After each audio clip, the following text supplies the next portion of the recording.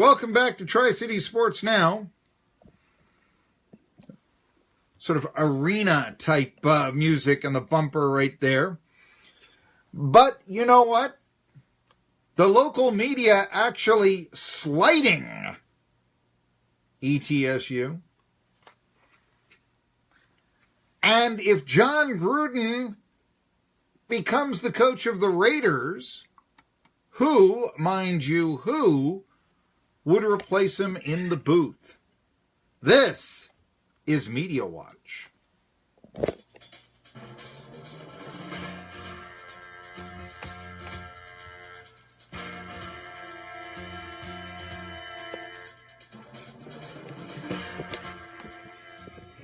All right. I love that. It's called documentary department. Like, really, media, this is like, the action news. Hopefully one day Christina Applegate will join me with doing Media Watch. Perhaps I should ask her. Call her agent up or something, see what she's up to these days. You know how much I loved Kelly Bundy and such. Anyway, I want to start off, yes, the local media slighting ETSU. You're probably saying, what? No, what? No, this. I don't know if you caught this. First of all, one bit of congratulations to Joe Avento of the Johnson City Press. He was named their sports director, and I'm not sure what's the difference between a sports director and a sports editor that Kelly Hodge used to be for years and years and years. But nevertheless, it's a well-deserved, it is deserved for Avento. He's been with the press since the dawn of time. I'm sorry, Joe, I don't mean to knock you that way, but no, you've been around for a long, long time. You've had the primary beat of the newspaper with ETSU. I'd like to see some enterprise stuff there in the Johnson City Press, okay? I don't think that the News and Neighbor should have the monopoly on that. And Dave Angie, and looking at, Trey Williams looks back at, when ETSU played Tennessee 50 years ago in Johnson City. I guess it's now 54 years ago. It would be, we talked about that when that happened. Boy, it's now 2 years ago, as this is the first day of 2018.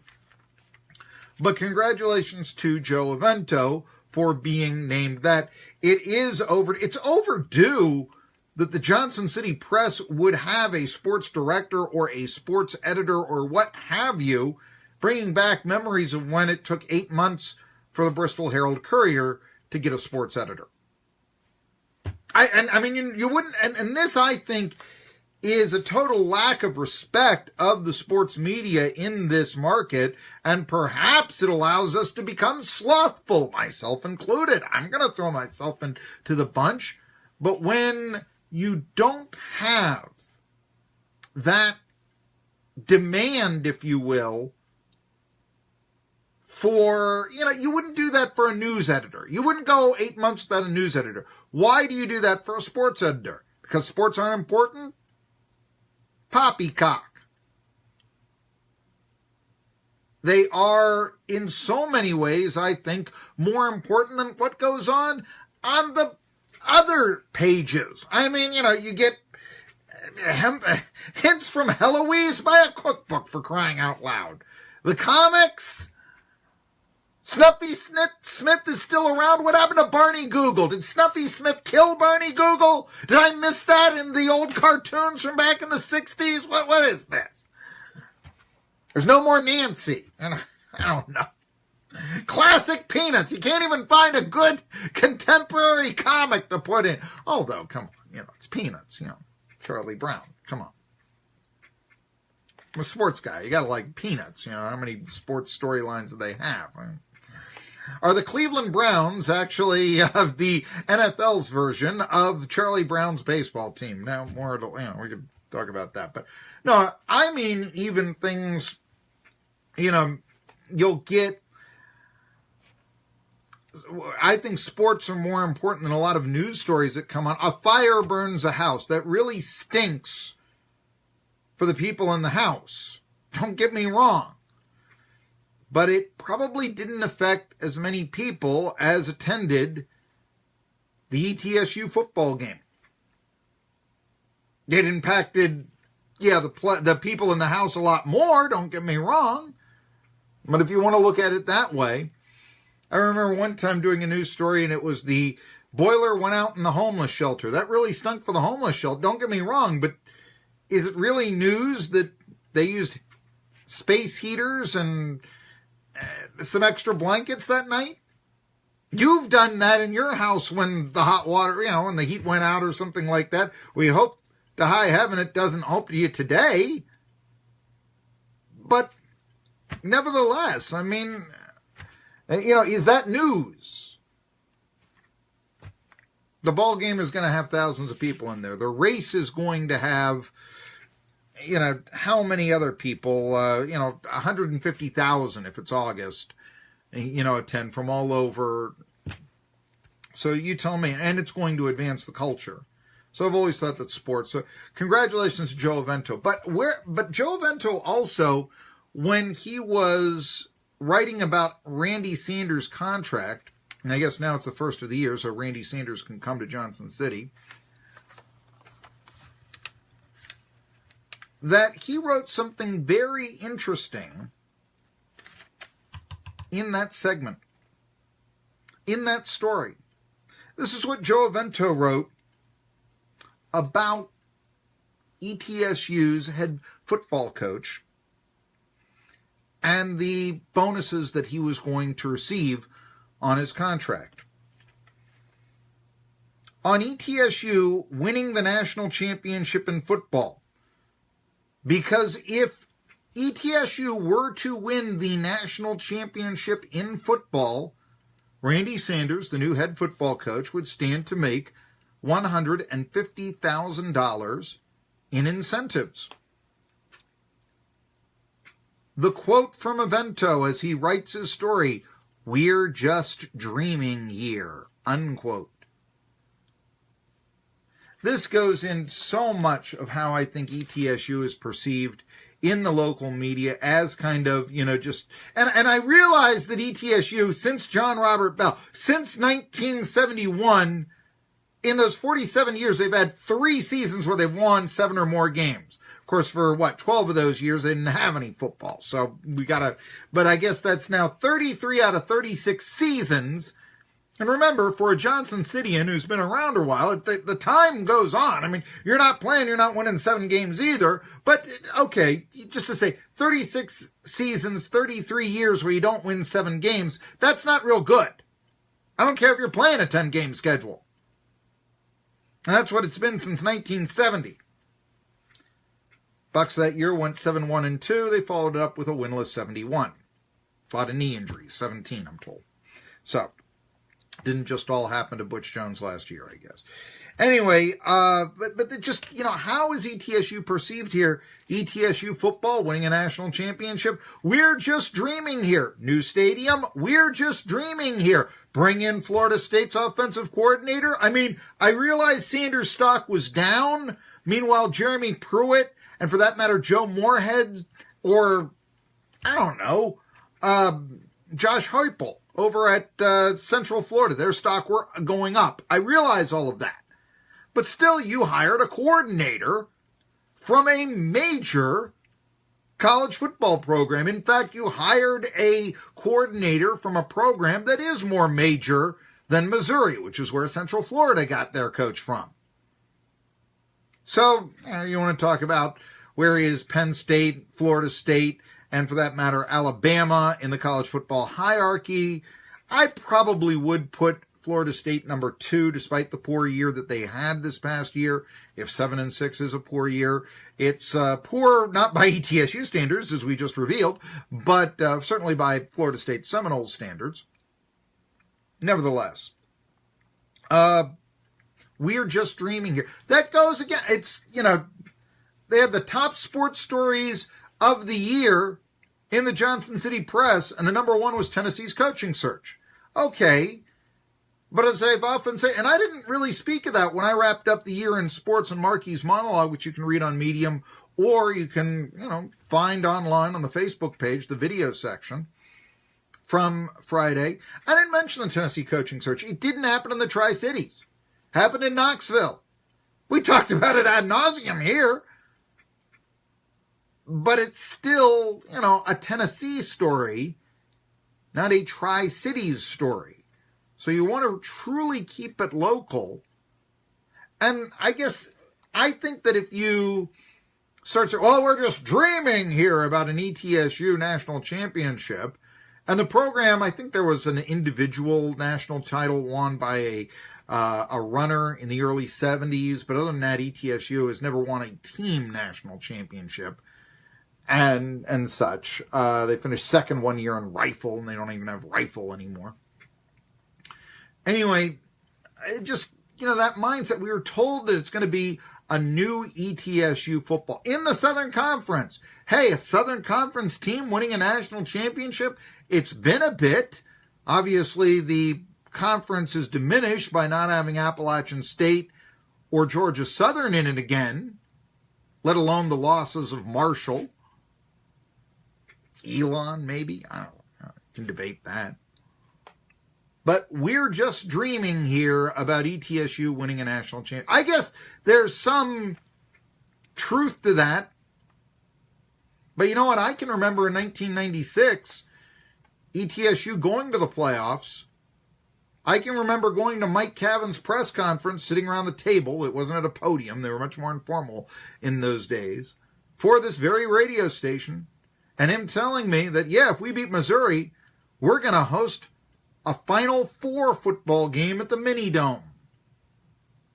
It wasn't a dream then, although Missouri did spank ETSU by, I believe, 30 points. But it wasn't a dream in 1996.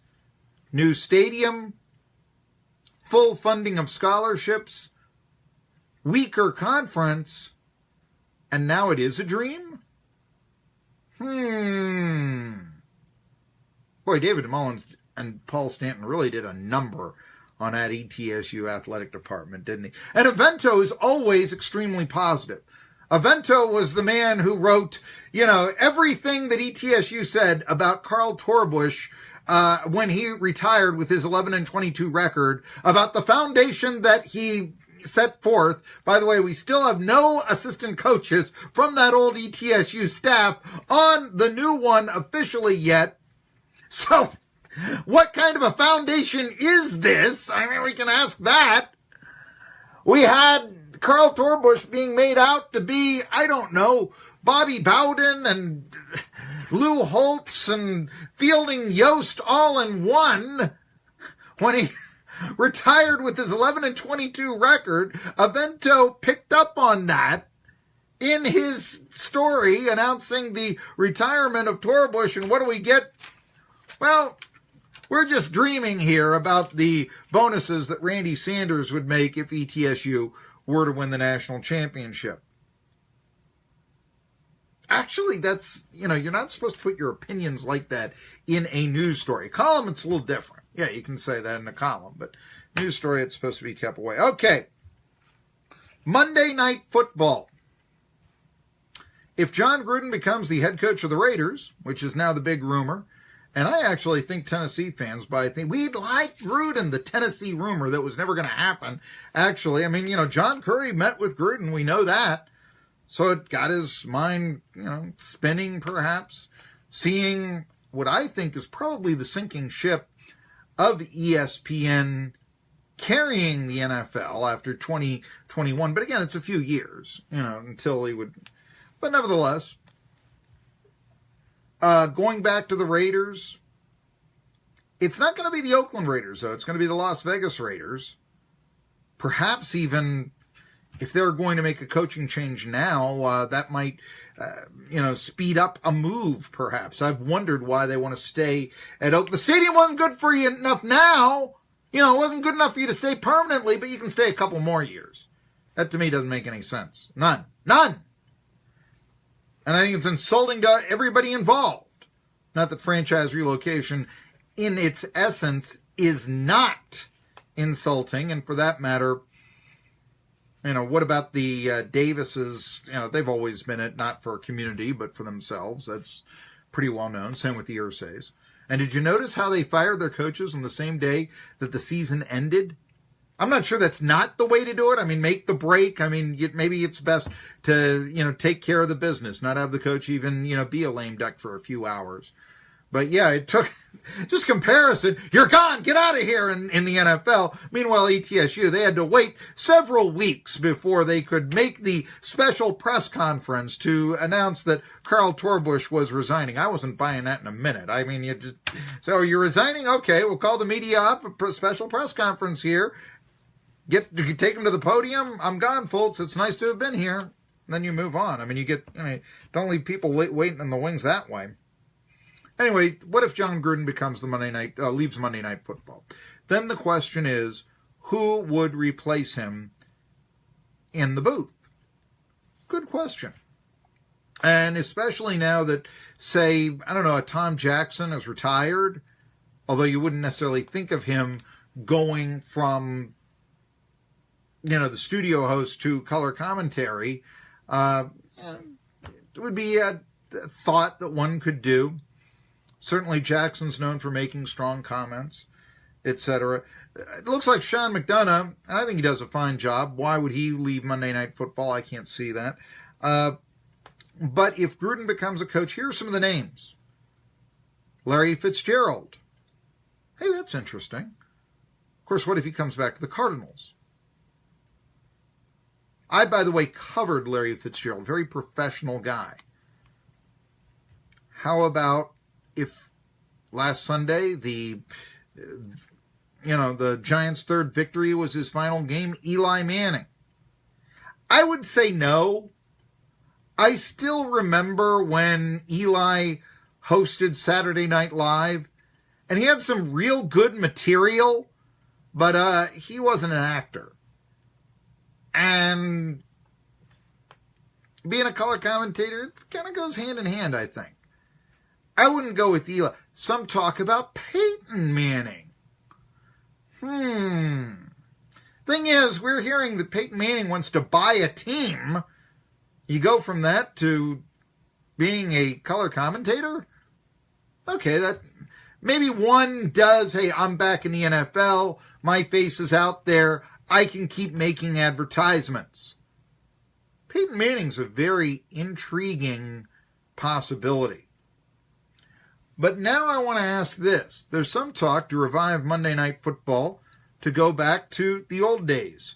3 in a booth. Try to revive the old Gifford, Meredith, and Cosell days. And of course, with that, they try to find another Howard Cosell. There is not another Howard Cosell. Maybe I ought to call up Colin Cosell, friend of the show here, and ask him what he thinks about this.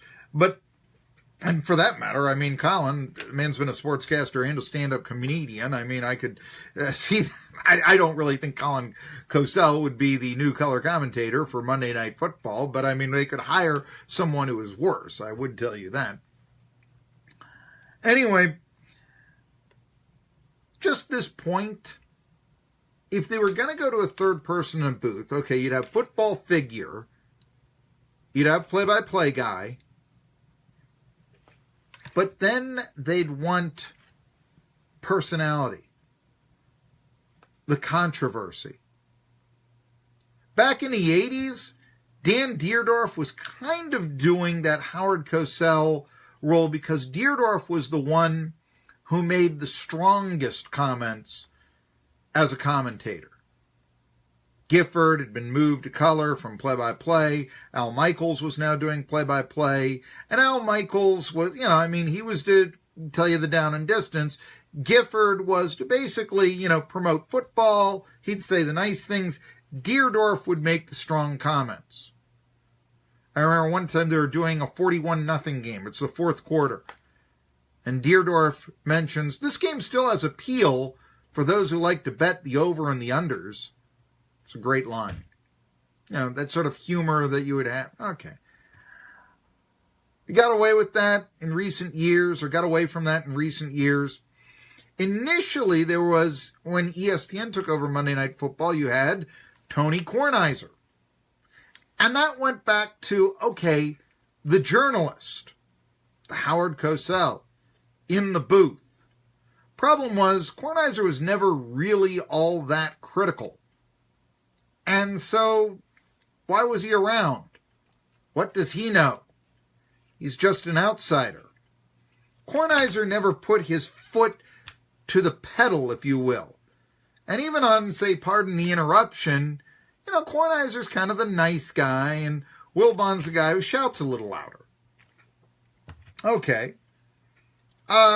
So that's why that didn't work. There's a big difference between Tony Kornheiser and Howard Cosell. Big difference. Let's look at who else is out there, though, if you wanted to go into that journalist realm. And I started thinking who I would choose, and especially this being an ESPN entity, and a name came to mind that if they do go to 3 in the booth, I wouldn't be surprised to see join Monday Night Football. And that's Jemele Hill. Now, maybe they don't want to disrupt the Sports Center at 6. That's her brand and all this. You can say, wasn't she suspended? Yes, she was. But here's somebody who I think helped influence the presidential election by getting Don Imus fired with the criticism that she gave him due to the unfortunate comments that he made about the Rutgers basketball team about a decade ago. With Hill, you would have what ESPN really likes, the ultimate in diversity, in the booth. You would also have someone who is known to make extremely strong comments. The question now would be, would the NFL allow such a broadcast? The NFL likes people to pat them on the back. Jemele Hill isn't going to do that. I'm not saying that it would be a really good hire. I'm not a huge Jemele Hill fan. I remember when she wrote for the Orlando Sentinel, and there would be these relaxed interviews that she was supposed to conduct with Orlando sports figures. One was Terry Bowden, who had a sports talk show at the time. They were driving around in a convertible, and the interview went a little bit like this. And I've mentioned this before, but here we go. It's nice that you would join us here, Terry. Hey, great to be here. Why aren't there more black coaches in college football? Boom! Legitimate question. It's just the way that in a relaxed interview it was presented. Like a ton of bricks, the first question of any pressing, of any weight presented. And of course, Bowden hemmed and hawed. I mean, if you're going to ask a question like that, you want to do it a little bit later on in the interview so that Bowden, instead of feeling threatened, can then be introspective and give a good answer instead of a defensive one. Well, we're talking about color commentary here. We're not necessarily talking about, about interviewing. But still, that shows she's not afraid to make the strong statement. And really, since Dan Deerdorf, who has been willing to make the strong statement? I did forget about Dennis Miller. We're going to try personality here, and it didn't work. Anyway, I just look at them and I was saying, if they wanted to go that journalistic route, have the outsider, Jemele Hill, she's even attractive. I mean, I can tell you that. Not that big of a fan, but it would be the total ESPN move of trying to make a statement to get you to watch. The only thing is, would, as I said, the NFL sign off on it? But, they want to give $89 million to social justice programs after Colin Kaepernick and such. I don't know if the NFL wouldn't have their hands tied and would therefore be, I don't want to say forced, but at least receptive to a Jemele Hill in the booth of Monday Night Football. If John Gruden leaves, there's going to be some shakeup. If they go 3 in a booth, Who do you have take on that Cosell role? It was once Deerdorf, and it worked okay. It was once Kornheiser, and it didn't work. It was once Dennis Miller. We've kind of forgotten about that. I could see a Jamel Hill. Tri-City Sports now with a closing thought on the college football playoffs after this. The Tanasi Arts and Heritage Center in Unicoi, Tennessee was created to showcase Tennessee